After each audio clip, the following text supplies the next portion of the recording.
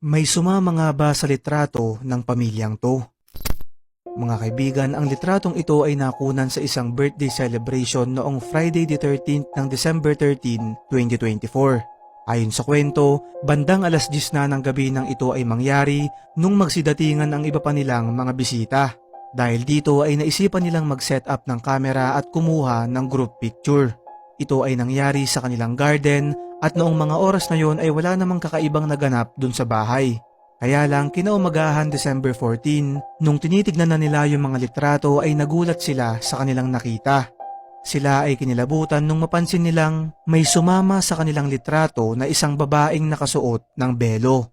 Ayon sa kumuha ng litrato ay wala naman silang iba pang kasama nung mga oras na yon at wala ring nakalagay na kahit na anong gamit dun sa pwestong ito.